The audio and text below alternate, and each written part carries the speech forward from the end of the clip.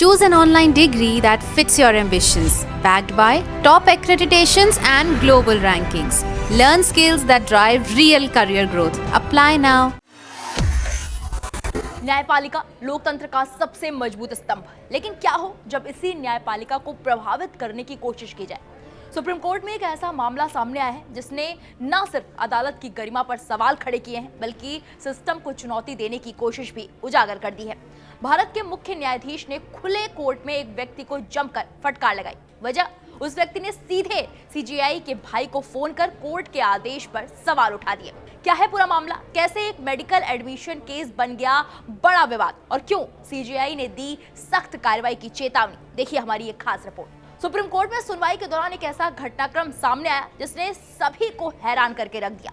मुख्य न्यायाधीश ने खुलासा किया है कि याचिकाकर्ता के पिता ने उनके भाई को फोन कर अदालत के आदेश पर सवाल उठाया। ये मामला मेडिकल पोस्ट ग्रेजुएट एडमिशन से जुड़ा हुआ है, जहां 2 जनरल कैटेगरी के उम्मीदवारों ने बौद्ध धर्म अपनाकर अल्पसंख्यक कोटे के तहत दाखिला लेने की कोशिश की। इन उम्मीदवारों ने अल्पसंख्यक प्रमाण पत्र भी पेश किए, लेकिन अदालत ने पहले ही इन प्रमाण पत्रों और धर्म परिवर्तन की सच्चाई पर गंभीर संदेह जताया था। कोर्ट ने इस पूरे मामले की जांच के आदेश दिए थे, लेकिन इसी बीच न्यायिक प्रक्रिया को प्रभावित करने की कोशिश सामने आई।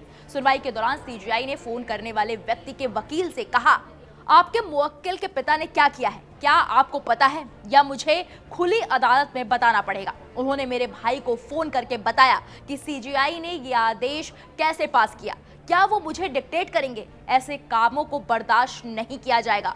आपके मुवक्किल के खिलाफ अवमानना की कार्रवाई क्यों नहीं होनी चाहिए। उन्होंने वकील को निर्देश दिया कि अपने मुवक्किल से जवाब मांगा जाए कि उनके खिलाफ आपराधिक अवमानना की कार्रवाई क्यों न शुरू की जाए। इतना ही नहीं, मुख्य न्यायाधीश ने चेतावनी दी कि अगर कोई न्यायपालिका को प्रभावित करने की कोशिश करेगा तो उसके खिलाफ सख्त कार्रवाई की जाएगी, चाहे वो व्यक्ति देश के बाहर ही क्यों ना हो। इस दौरान वकील ने कोर्ट को बताया कि उन्हें इस घटना की कोई जानकारी नहीं थी और उन्होंने अदालत से माफी भी मांगी। ये मामला सिर्फ एक एडमिशन विवाद नहीं है, बल्कि ये सवाल उठाता है कि क्या लोग निजी संपर्कों के जरिए न्यायिक फैसलों को प्रभावित करने की कोशिश कर रहे हैं।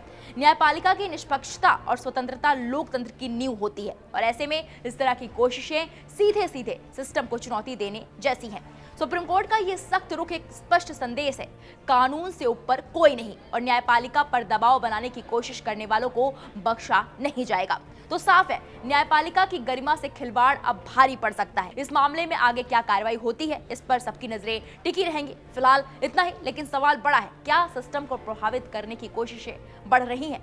इस पूरे मामले पर आपकी क्या राय है, हमें कमेंट बॉक्स में जाकर जरूर बताइएगा।